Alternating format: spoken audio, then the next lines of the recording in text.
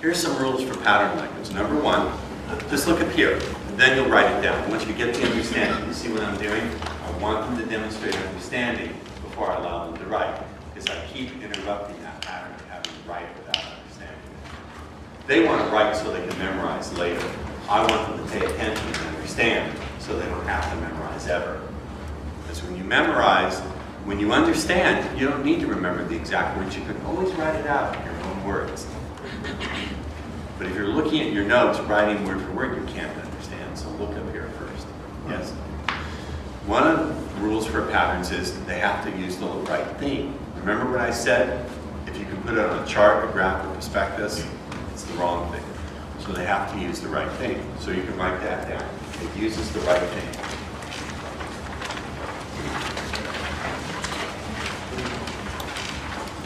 The right topic, the right thing. Conversational thing topic. How are you doing, Lisa?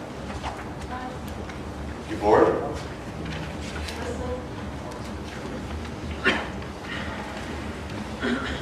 I may start teaching this to women because I'd rather have a room full of 50 women. So sorry, guys.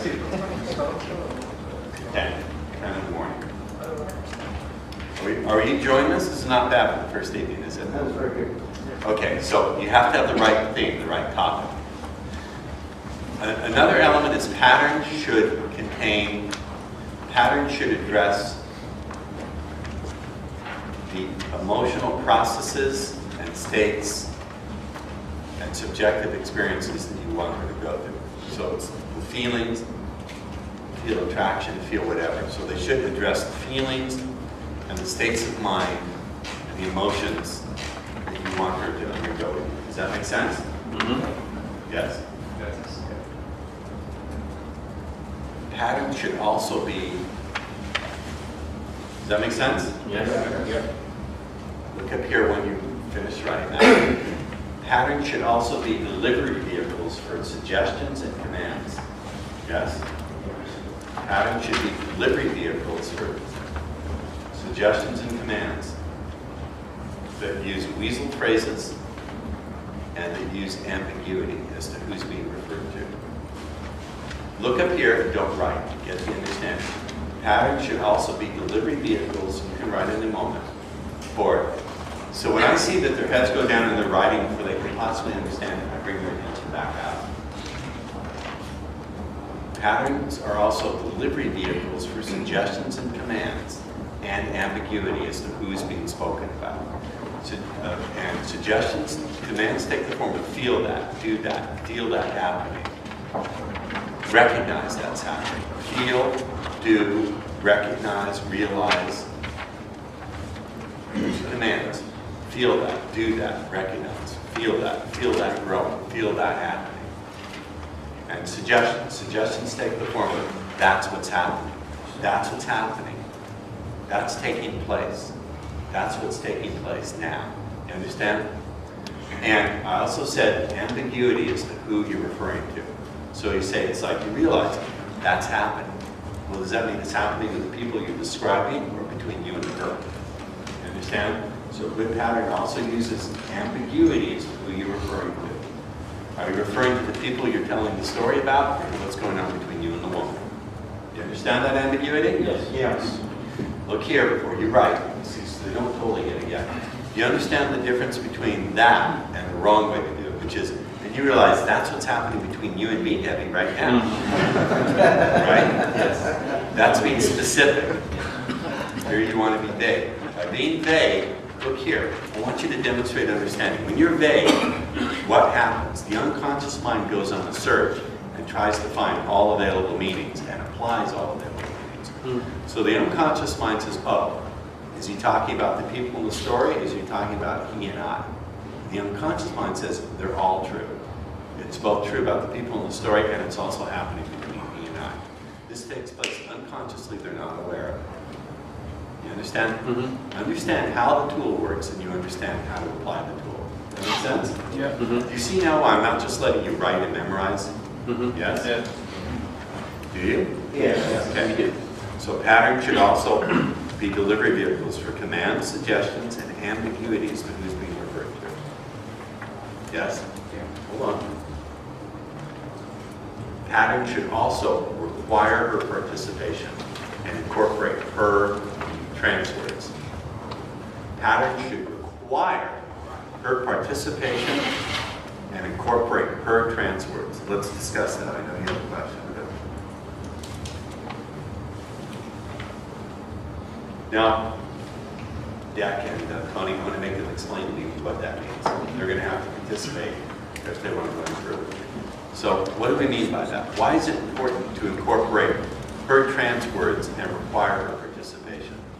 What happens if we don't incorporate her trans words? She's not invested. You don't open up the safe. You don't open up the safe door if you don't use the combination she's handing. Yes, what? Trans words are like pre-wired fishing lines right down into that level of her mind that responds in this way. It's like that trail of breadcrumbs. So you want to use her trans words both because they open up those paths in her mind in a way where there's no resistance because it's her word. You're feeding her word back, so how can it be resistant? It's like you're mentally throwing your voice into her head. Ross, Mental ventriloquism. you're saying therefore you should also, in terms of rapport, say it at the speed she's saying it, deliver it how she's saying it, so her You words don't want to trigger that. You don't have to even go there, just use her words. Just use her words. I use her words now online. Yeah. How do you understand me? Well, I read your profile, picked out your trans words, and fed them back to you, Debbie. Yeah. It took me 1 minute and 30 seconds. I'll show you the email I'm getting. It's remarkable how well you understand me. How did you do it? I read the profile, I knew what to look for, I ignored everything else. Those 3 words popped out to me and got bigger. I'm going to use those. End of story. I even titled my email, Passion, Compassion, and Joy. Because she used those words. Those are her trans words. So my email said, Passion, Compassion, Joy. It's amazing to see a woman who really wants to experience passion, compassion, and joy with me. So I think about what would it be like to meet someone whom you could really share it. Wouldn't it be a wonderful thing to experience? I'm curious to learn more about the person wrapped inside all the pretty. Find me. Pete. Wow, you understood me. No, really. Is this fair? Yes. Is it fair? Yes. Who gives a fuck? Wrong answer. Is it manipulative? Yes. Of course it is. Because just looking at my picture, they would never give me a second look. They wouldn't. Why should I allow their first response to fuck up their chance to be with someone like me? That's not fair. I'm not kidding. It's funny, but it's serious. Is that fair to them? No. No, it's not fair to them either, is it? You can't rationalize anything, but it's not fair. So, hold on. You had a question. Let me go back to your Yeah, question. it was just about the unconscious. Stop a minute. So one of the things I also do is watch to see who interrupts themselves with too many questions. Because over time, I will begin to reshape that pattern. Initially, I take every question, but then by listening, I begin to see what their pattern is of asking the question. Do they want too much detail? Do they want me to provide a lot of reassurance that yes, they can do it? Are they asking a question to just demonstrate to me how much they already know? Are they confused? If they're confused, is it because they don't understand or they have ideas that appear to conflict? Understand? I don't know yet. But go ahead with your question. I can talk with a woman, I'm sitting down, and I can say this man and woman over here talking about how good they may be with Stop. I'm not describing, I'm talking about something I saw 2 weeks ago. I'm not talking about something I'm actually observing because it may not fit. Okay. Right, well, her unconscious is listening to my story, and then it's just going into her head. She's not saying when he's directly talking. That's to right, us. because she doesn't know consciously, but unconsciously, the unconscious is talking about me and her. Right. Okay. So basically, this unconscious mind is built up and built up and built up and built up, and then, I don't know if it's about build up and build up and build up and build up, but yes, you're understanding me. You are understanding. Okay. Yes. So all these patterns, does it require that you are alone with her? Because let's say there is a party or there are people interrupting. No, because once you start communicating with her like this, you may as well be alone with her, because no one else will matter.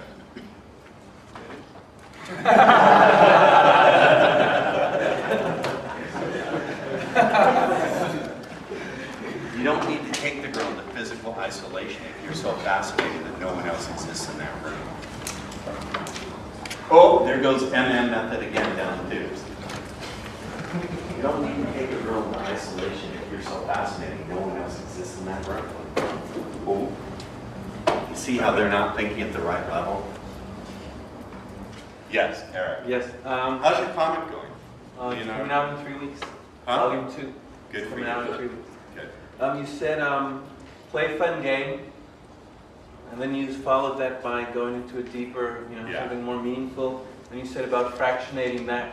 Yes. Now a good pattern, hold on. A good pattern, so it requires her investment and involvement.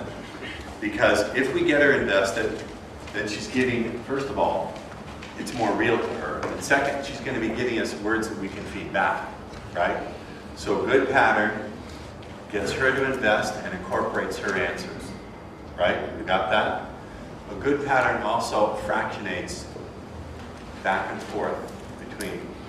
A good pattern should be preceded and followed by something that fractionates around it, usually something not so serious. We got it? These are the basic hold-on building blocks. Yes? Can I ask you, if you're doing like that pattern to him and saying, oh, when people like get it, then if she interrupts you and starts spouting off about something, would you then try to recover Usually that it's pattern? not an interruption. Usually it's her wanting to participate. Would you then, well, what's Stop. This is an example of he didn't hear my answer because he's in his head. So you got to be able to teach him to see that. It's not an interruption. It's her participating, giving you information flowing out of that deep part of her mind. That's not an interruption.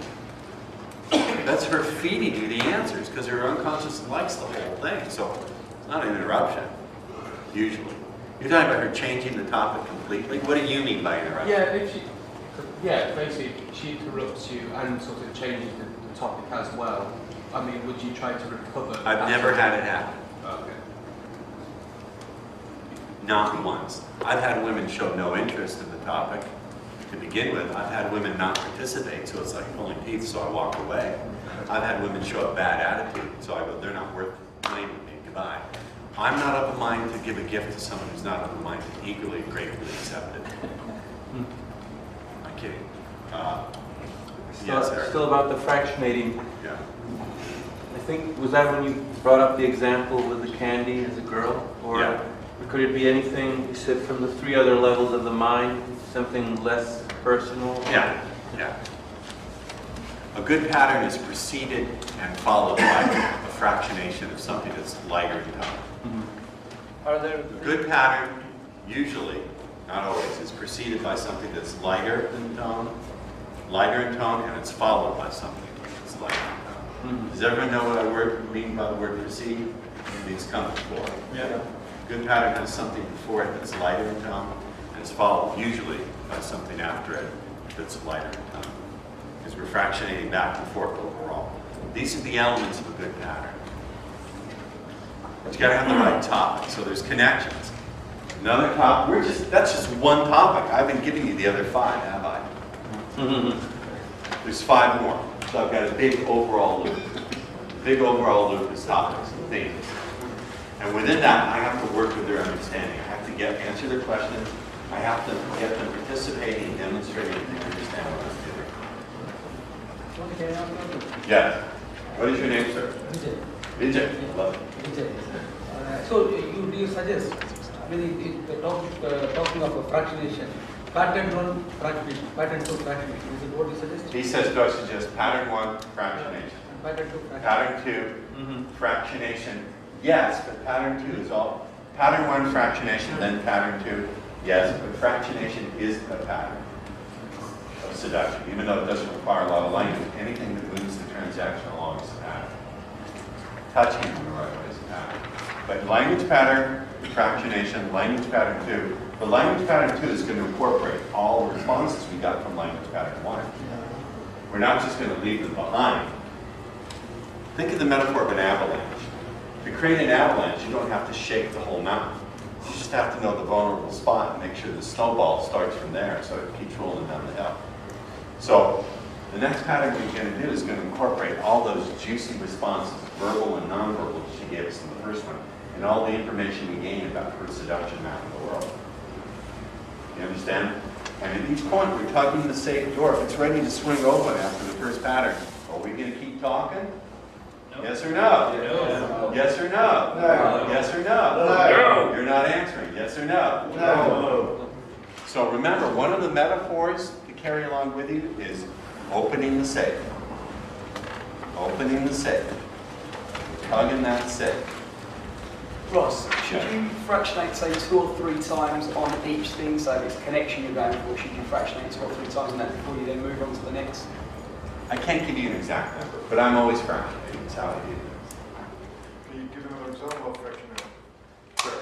You can fractionate back and forth between being like a more heavy topic, but it's not heavy, you know, a more hypnotic topic by connection, and then doing something ridiculous like, so when you were a little girl, was there some kind of candy that was the king of your candy castle? I'll go into that pattern later. Or fractionate, you could just go, look at those guys over there. I bet you that guy farts in bed.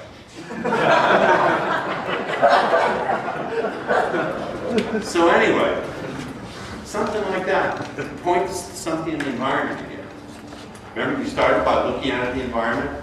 Now you're then take her out and look back at the environment. You can fractionate to the focus of attention.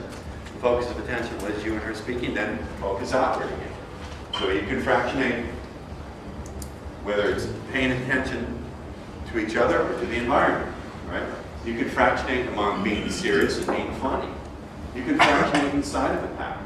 You can fractionate what vibe you're coming from. You can fractionate intensity. How intense are you and when you're not so intense? You can fractionate intensity. There are all sorts of levels that you can track. Fractionation is huge. It is the F word. You notice now I'm taking the general principle fractionation I talked about and incorporating it into another broad topic, which is themes, and tying it back to specific pieces within that topic. Just loops within loops. Ross, when I'm you're, training them to teach as I when you're taking an embedded command or using an embedded question, would you fractionate, let's say, by slowing down and then other parts of what you're saying speed up somewhat? No. Right. He's thinking at a very small chunk level that's not useful. Right. Now, that's a samskara. That's a what? That's a fixed way of learning Right. that's not useful. You would do better by chunking up and focusing on the broader principles rather than being so detailed. I appreciate it. And remember, you're dealing with very chaotic systems. You're dealing with women who are chaotic. Yeah, so I don't mean that in a chunky negative way. Chaos is sexy. It is. But they're chaotic. I mean specifically meaning they're complex, and at any given moment, any of the elements can control all the other elements. Even if it seems to be a very small input, it can take over and control the whole system. Right. Like a butterfly flaps its wings in Margaret Thatcher's crotch. It causes a thunderstorm. And a little tiny, it's my imagery that's funny. You won't forget that.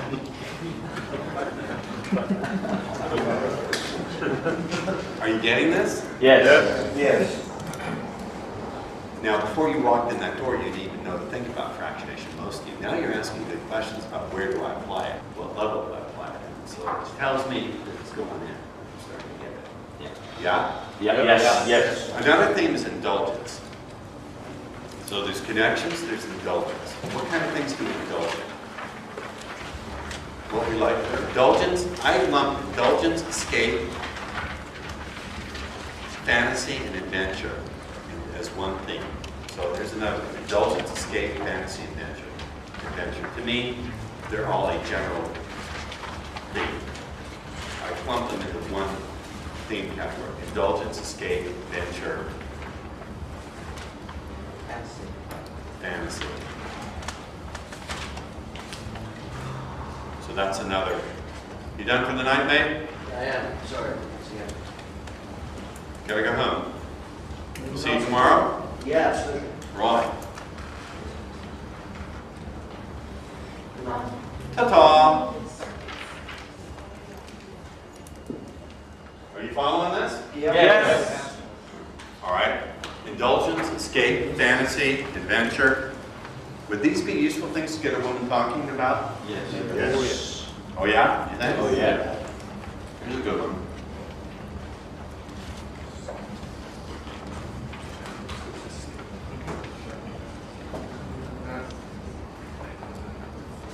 Yeah, that never happens. Yes, Louis. Is it useful to talk about the past sexual experience of the girl with other guys or other lovers? Say what? Is it useful to speak? Is it useful to have her talk about experiences she has with other lovers? Yeah. I don't know. I don't think in terms of, you got to put it in context. At what point in the seduction and in what context is it being brought up? At the starting of the seduction? No, absolutely not. At the start, no. Usually I don't even, you don't go there. To make her aroused, probably. When you get smart show. I wouldn't do that. I wouldn't do it. Leave it alone. So, indulgence, escape, here's a good question I like to ask. Look up here. You got to kill your initial autopilot response, which is to look down at your notes as soon as I start talking. That's the wrong response. That's like putting your pants on when she says, I want to fuck you.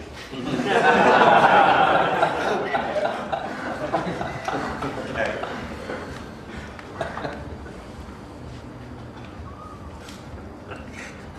My metaphors are shocking, I know. All right. Here's a really good question. Someone's going to look down and write. Here's a really good question. If you could go somewhere where no one knew who you were and nothing you did would ever get back to anyone who did know you, what kind of experiences would you like to try? What kind of feelings? What kind of person? That's a good question, because in order to answer the question, what part of her mind does she have to reach deep down into? That's right. Now, whether she answers you verbally or not doesn't matter. Ask me about that tomorrow. I'll tell you what to say to get her thinking about that, whether she answers verbally or not. It may actually help for her not to answer verbally. Because if she doesn't answer verbally but starts thinking that way, you can give her suggestions and start looping at it. You can say, you know, I find when I let those thoughts run through your mind, just keep seeing the pictures and feeling the feelings, for whatever mysterious reason your mind moves in a new direction.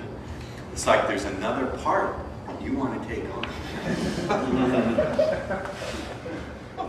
And now I've got that anchor, so when I want to fire off those looping thoughts, I do that. So she didn't even have to answer me verbally. If she answers me verbally, so much the better. If she gives you a non-verbal response when you've answered that question, then do you not mirror that response from that bigger thing to do as well? With that kind of thing, the kind of nonverbal responses that I want you to mirror back are the ones she does just before she starts talking. Right. And she goes, yeah, so as you ask the question just before she starts responding, she may have some kind of non-verbal response. yeah, but I'm saying she doesn't even have to respond verbally here for this to work. Because she's going to be thinking about it, and then you can give her commands to loop all this stuff. See, hypnotists in the room, just because she runs the suggestion once doesn't mean it has power. But if you can install a looper, she keeps ruminating on it, then it's got power. But you have to give those commands for her to ruminate on it by saying, I find when I let those thoughts run through your mind. Did you feel that temporary little shift of confusion? I find when I listen, I find that when I let my teaching run through your mind, there's like a, whoa, that didn't make this a little shift. There's a little bit of, you have to do that. And then you can anchor it and they'll keep running those thoughts. Now, would it be useful for a woman within the first 20 minutes of talking to you to be running all sorts of sexual fantasies and things she'd do if no one would ever catch her? And you say to her, it almost becomes like you're looking at those thoughts through something you've got to have. Like there's another part you've got to take on. So now that she's not looping at those thoughts, she's looking at you through those thoughts. And then you talk, there's a part you want to take on. So there's a much bigger part that you want to take on tonight. That ambiguity means she wants to take your penis. So if I were directed to Debbie, I'm going to bring up a topic that will cause you to think about your most exciting, vulgar, vile sexual fantasies. I'm going to arrange it so you not only have those thoughts obsessively whenever I fire off a post-hypnotic suggestion, but you're going to look at me through all those lustful thoughts, and you're going to imagine my penis as being the end reward for all. That's what you're really saying, but you're saying it to the unconscious mind. You're really appreciating this at a very deep level, aren't you? Yeah, it's like, wow, this is masterful hypnosis, isn't it? Oh yeah. Yeah. But we're not waving any wanches, are we? We're not telling them to look into my eyes. But it's all going in. But it won't go in if you don't use her own words. If she's not participating, if you're not incorporating her own words, if you're not keeping her feeling safe and comfortable, and if you're not fractionating, it's not really going to go in as effectively. It might. With a really good, with like 15%, maybe 10 to 15, some have said 20% of the population are somnambulists. Meaning any suggestion you give them, they'll go right in, utterly make it their world. The problem with people like that is they tend to have a very loose grip on reality. These are the ones who have no hope knife on them. Or suddenly decide one day they hate your guts when the moment before they were madly in love with you. The reality is not very stable. So they'll accept whatever reality you put in there, but the next minute you don't know what's going to happen. You don't want that. Right? You want someone who's participating, who's investing. You're fractionating. Here's the other cool thing, you're learning about her world. When she talks, when she brings this stuff up, you're learning. You really are truly learning about her. You really are. When you do this M&M candy shit, you don't learn anything because you're doing all the talking and you're not listening to her answers anyway. That's no fun for me. This is fun, isn't it? Yes. Yes. Someone said to me, this is manipulative. Hold out your hands like this. What is the most important digit on these hands? And if you lose them, you're in trouble. Right. Because the thumb allows you to manipulate. The thumb works through both opposition and cooperation. By moving in a way that's opposing to the other finger and in coordination and cooperation with them, it enables us to move the world unlike any other animal. Chimps have opposing thumbs too. My cats have made it very clear to me telepathically that if they ever woke up one morning and had opposing thumbs, they'd kill me. Because they can open the cans. My cats have made it very clear. You know, Tabitha was laying on my chest one morning. She looked at me and she said, you know, Dad, if you woke up one morning the size of a mouse, I would torture you greatly before I killed you and ate you. And it's nothing personal. It's just the way it works. So that's a thing. Now another thing are games and quizzes and tests I give. Games, quizzes, tests, demonstrations. Games, quizzes, tests, demos. Games, quizzes, tests, demos. Games, quizzes, tests, demos. An example of that would be, who's got my gold walk-up DVD? The Twin Brothers, right? Snack quiz. We'll go through them tomorrow. Someone remind me. The cube. The cube. Snack. Someone remind me tomorrow to do Twin Brothers and the snack quiz, right? Twin Brothers, snack quiz, the cube. Yes.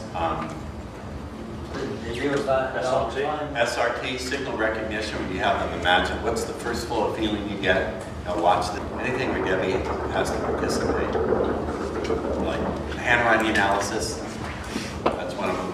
The cube. But remember, they're all delivery vehicles for suggestions and commands. Remember? We're not doing it for an academic curiosity. If you start doing the cube and she starts talking about sexual stuff, fuck the rest of the cube. You understand? So tests, demos, poems. Poems, stories. Poems, jokes, demonstrations, games, tests. Are they all part of the same group as well? They're all part of the same group. Games, poems, stories, tests, jokes. I got some great jokes here. Hot as hell. Yeah. Yes. I may just go to midnight. What do you think? Sleepy? No? No. Jokes, poems. SS poems, that's another example. Poems are great. How about palmistry? Palmistry, pennies, chick crack things. Jokes, poems, stories. Here's I have a couple of good jokes. Guy has a thing for Paris Hilton. He worships Paris Hilton. He finds out that Paris Hilton has booked a cruise, this very exclusive luxury yacht. There's only her cabin and one other cabin, and it's up for 300,000 pounds. So he mortgages, he sells his house, sells his car, raids his kids' college trust funds, sells a kidney, sells his retarded child into slavery in China.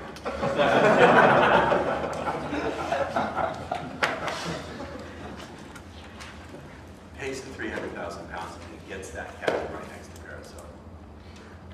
And he's, you ever really want something? And you work up your appetite for it. You think about how good it would be to finally get this. The more you think about it, the more you want it. The more you want it, the more you think about it. It's almost like you start to look through the world and those kind of thoughts. Like there's another part of you. So, they're on the ship, and it gets tossed by a storm, hits the rocks, the ship sinks. Everyone, or so it seems, dies. He washes up on the shore. Who washes up on the shore? The Paris Hilton, and she's drowning. So he, rips open her shirt, pumps her heart, gives her CPR. She coughs up all this water and she revives. And she says, "Oh my God, you saved my life." Here we are on this desert island. There's no one around. There's no reason at all. We can just drop all the inhibitions because nothing we do will ever get back. We can do anything we want. And things we never do, we want to try. And I'll do anything for you. You're my master. What do you want? So the guy looks at her, he says, "Can I be honest with you?" She says, "You're my master." Anything. He said, "I've never in my life wanted to fuck anyone the way I want to fuck you. I want to fuck you like you are the last woman." I'm the last man. And all the fucking we ever want to do is going to happen right now.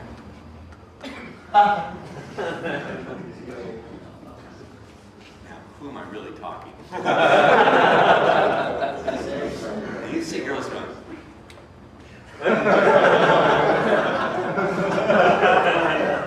"Cameraman, stop laughing. You've got a job to do." I'm building this joke up. So she says, "Anything you want, master." So for the next 6 weeks, they fuck like crazy. The way you fuck someone, if this is the last fuck you're ever going to get, you guys will go. So for 6 weeks, she fucks him crazy. She does everything for him. She scours the island for coconuts. She makes them a hut out of, palm fronds. Apparently, she learned a lot in Simple Life. She goes fishing for him and brings him fresh fruit. And just after 6 weeks, he's starting to look a little glum, a little bored. And she says, "Master, what's the matter? How can I make you happy?" He says, "Paris, do you still have your makeup kit?" She says, "Of course, master." He says, "Well, I want you to paint a mustache and a beard on yourself with your eyebrow pencil." She says, "I understand it. You're my master. Your wish is my command. Of course I will." Paints it. "Paris, you see my suit, jacket, and tie that we salvaged from the wreck? I'd like you to put those on." "Of course, master. Anything you say, puts them on." "Paris, I want you to go take a walk by the beach and just keep walking along the ocean, okay?" So she does. He comes running up to her, tags her suit jacket, pulls on it, and says, tugs out, says, dude, you'll never guess who I'm fucking."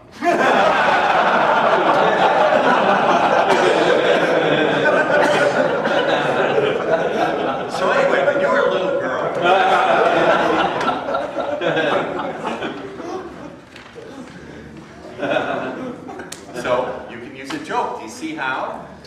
So my method is I hear a joke and then I embellish it. I think, here's the standard joke. How can I embellish that with verbal commands and suggestions and descriptions that'll get it really hot? Right? It could be a joke. It could be a demo. A demo is like SRT or the Blamo pattern. You know my famous Blamo pattern? That's a demo. So joke, stories, poems, demos, quiz. A quiz could be something like, I'll say anything to a girl, don't say, it seems like a non sequitur. I'll say anything and they'll say, so, are you a roller, a folder, or a thrower? I say, what? Okay, we're on vacation. We're going away on your ideal vacation. Our suitcases are open. Do you roll your clothes, do you fold them, or you just throw them in? Now in America I say, are you a roller, a folder, or a tosser? But I understand. Tossing has a different meaning in Britain. Are you a roller, a folder, or a thrower? And it's just a fun thing, and they always bite down on that. So your little quiz, something like that. Okay, the next topic is sex. But not necessarily sex. It could be, what do you think makes for a really fantastic kisser? Understand? So sex, desire, sometimes it's directly sex. If they're really into it, you can bring it up. For me, the next topic that I talk about is, for me, I talk about sometimes what I teach, sometimes. Because it can be very fascinating. You can talk about what you learned in this wacky seminar. Mm-hmm. Understand? It's being didactic. Didactic means the role of teacher. That's for me. But you can talk about what you learned. Or for you can say it's so interesting you learn so much about people. Right? How people learn about themselves. That's the topic. For me, it's about what I teach people. You get it?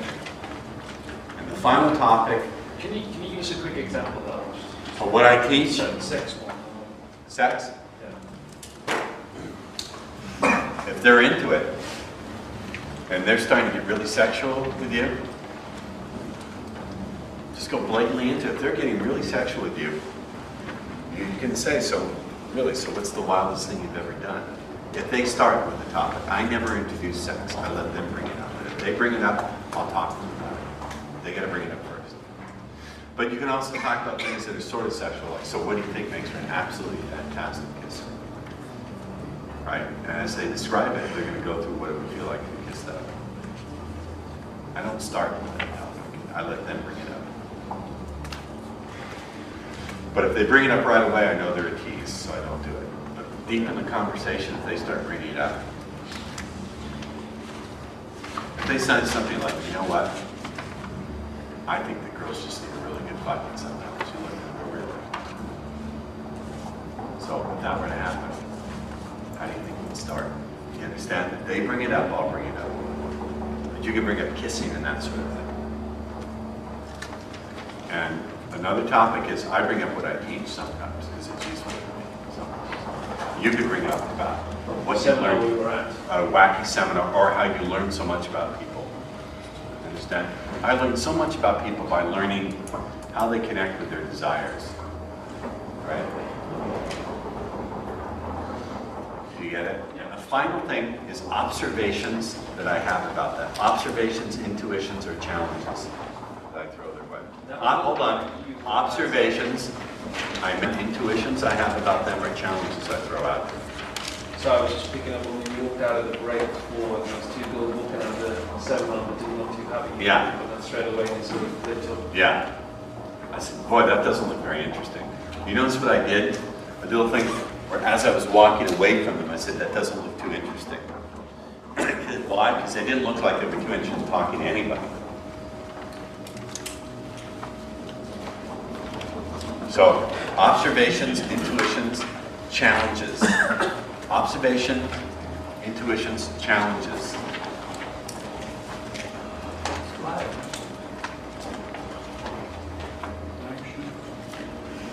Games, sex, desire. But what I do, I talk about what I do, what I teach. You forgot that one. But you can put what you learned at a wacky seminar. Okay? Those are the 6. Yeah, go ahead.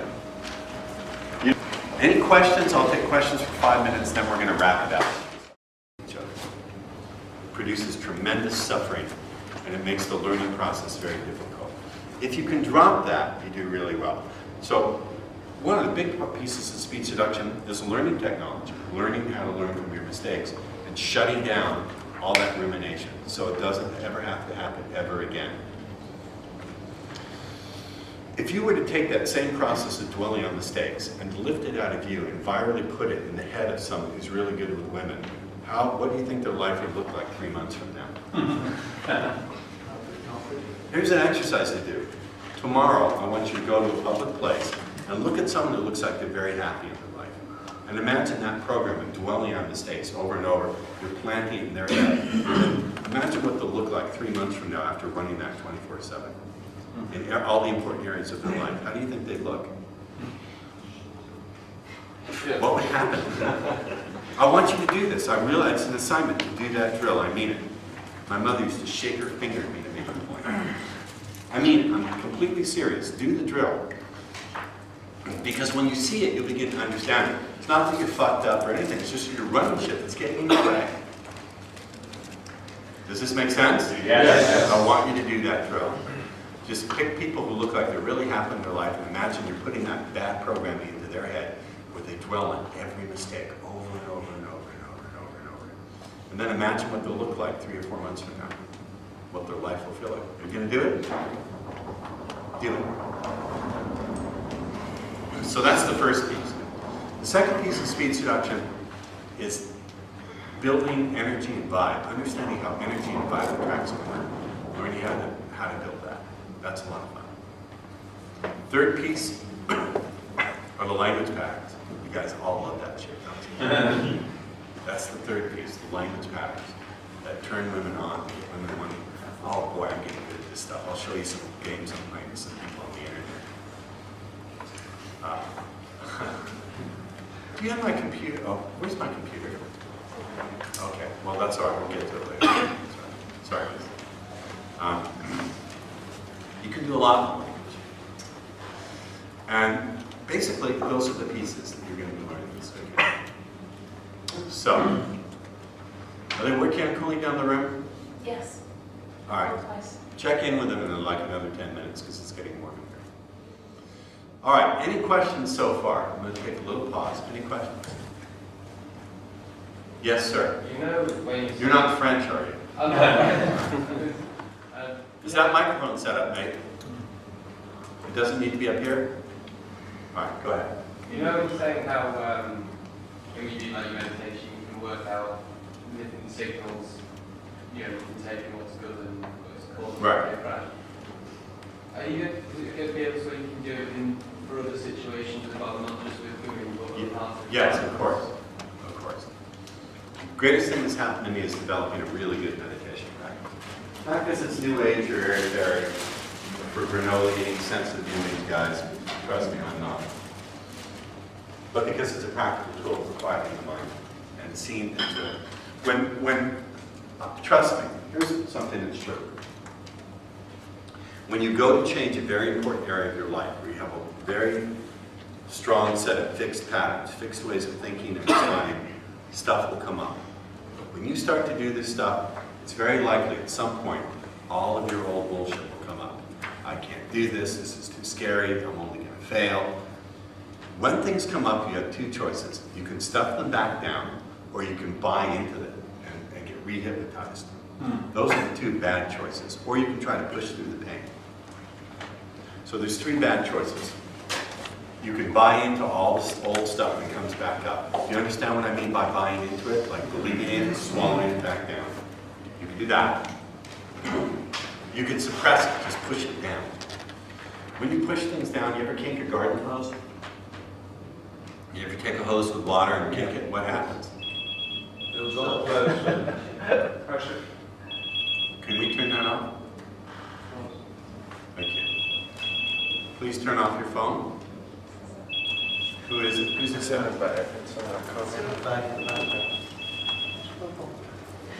about £40 down. So, or you can push through the pain. The problem is when you push through pain, it's better than sitting it. When you push through pain, you're also pushing the pain out in front of you. And as you're going to learn, women are very sensitive to vibe. Part of peering deep into the mathematics, the code, and how women move through the world is they're very sensitive to vibe. So if you push through pain, you're pushing that wall of pain out in front of you. Not a good idea. But there's a fourth alternative, which is to be mindful of what comes up, have a full experience of it without buying into it. And a good, proper meditation practice allows you to be aware of all that without buying back into it. If you're aware of it without buying back into it, you can hijack the emotional energy and divert it into actually serving you instead of troubling you. What if all the emotional energy, all the stored emotional energy can be worked into your system by grinding those gears in your mind? What if all that stored up, pent up, fucked up emotional energy could be diverted and cleaned up and purified and refined and then returned to you as raw power for you to empower yourself to go where you want to go? Would that be a good thing? Yes. I can't hear you. Yes. Sounds off like you have a pair. I can't hear you. Yes. Sorry if I got your frilly pink panties in a bunch. I can't hear you. Yes. Very good. I am Sergeant Major Ross Jeffries. Yes, sir. From now on, the first words out of your filthy gob and the last words out of your filthy gob will be sir. Is that clear? Sir. Yes. That make sense? Yes. So, we need to pick on someone later. So, let's get started talking about language patterns, since you horny bastards want to learn how they work. Right? Right.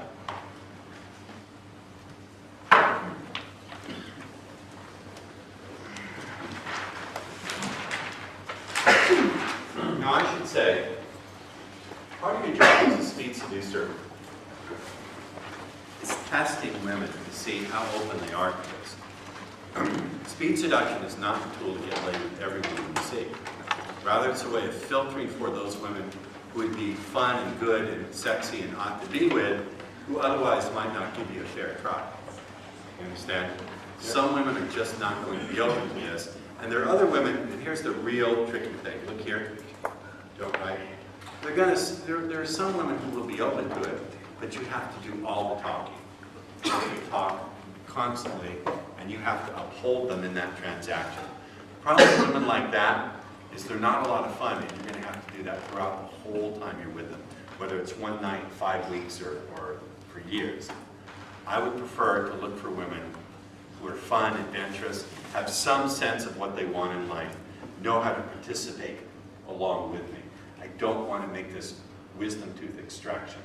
This is not emotional tooth extraction. Write that down. Not emotional dentistry. Write that down. This is not emotional dentistry.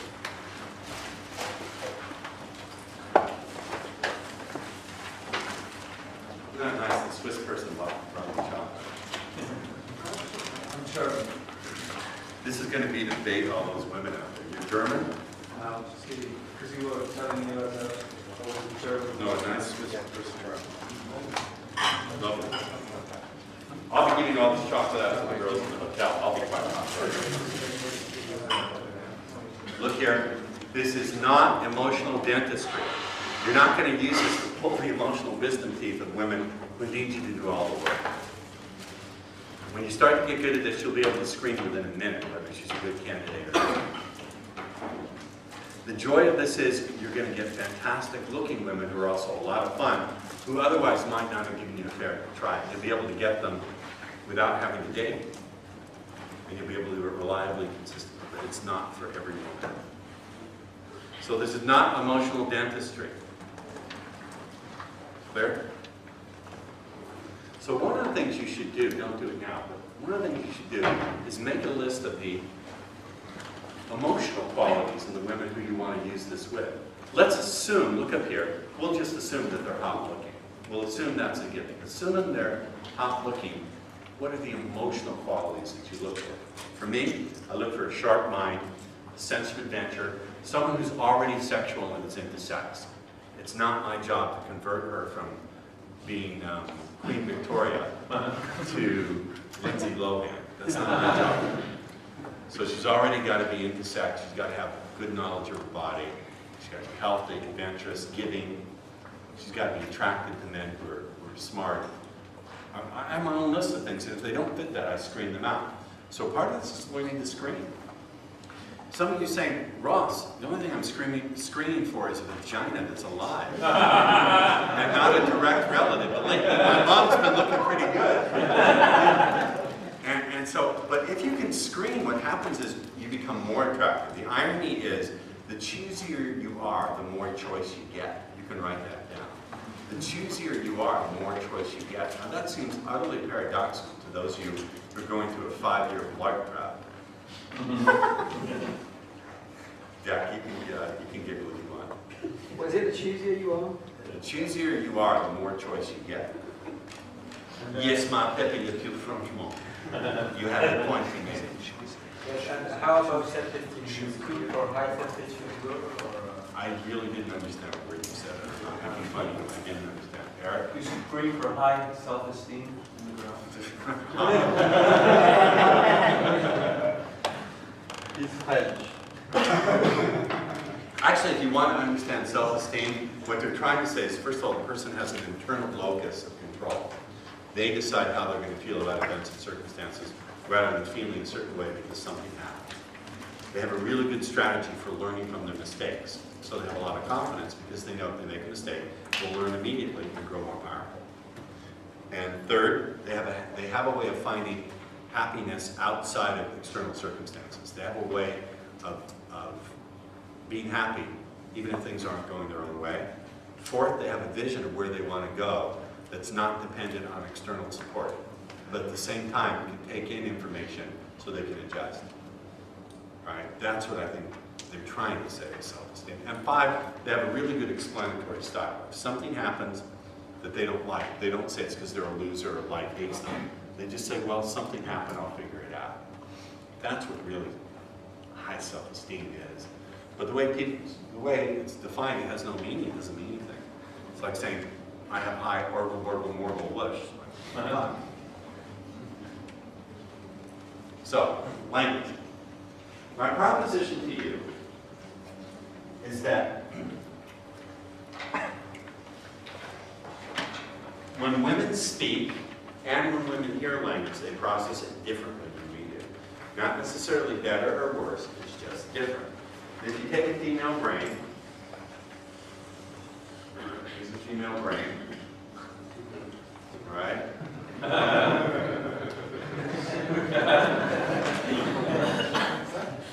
I don't laugh when you're trying to read without moving your lips. Well, let's divide it. Okay, here's the female brain. No, I'll divide it that way, okay? When women hear language, they process it unconsciously first in this little bit called the amygdala. The amygdala is that little bit in the brain that controls the basic unconscious emotional responsive tone to situations and people and events. The F's, it runs along the F's: flight, fight, fuck, feed. Fight, flight, fuck, feed. Those are the 4 F's. So you're going to fight, you're going to flee, you're going to fuck, or you're going to feed. It goes there, like in a 1/10 of a second. And then it goes to the right brain, where they process it on a more, it's an emotional level, but also contains some intellect, and then it goes to the left brain. Men, when we hear language, it goes straight to the dick. Are we going to get laid or not? Are we going to get laid or not? So women process language differently. That's the first thing I want you to buy into. Buy into the proposition that women process language differently. And the way it works is sort of like, this model is important to understand. So you can draw it, but I want you to go along with me first before you do. Is the computer in the room, Lisa? Yes, it is.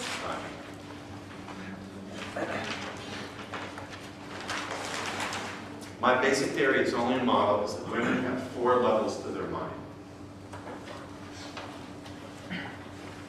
It's only a model. I'm not saying it's true, but it's useful.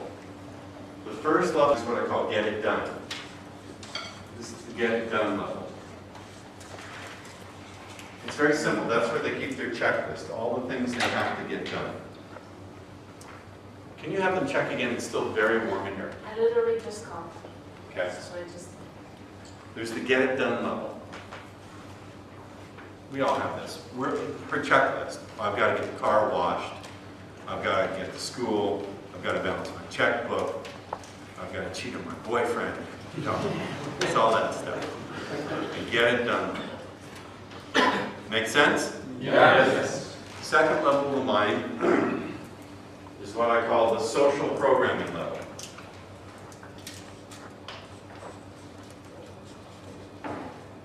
This is where she thinks about all the things. Well, what should I wear? What does the newspaper tell me about what I should wear? Should I be slutty or not be slutty? Would my friends approve of me fucking my first cousin or not? What does Madonna say? What does Oprah say? Who are some chat shows in Britain? I don't know. Who? What would Jeremy Chive say? You understand? This is where all the conflicting media messages come in. Things from popular music, magazines, movies, TV programs, what their mom told them, what their social group says. Right? We don't want them to be in that place when they think about us. Why? Because this is where they keep their checklist. What would my girlfriend approve of? Or what does Cosmopolitan magazine say I should look for in a man? What would my family think? Oh, here's the latest magazine, and this is what a guy should look like. This is where we get caught. Because the dating game is all played in there. All of the things from dating, like asking her out, all that stuff is trapped there. We don't want to go there. We don't want to go there. Because for most of us, that's a losing game.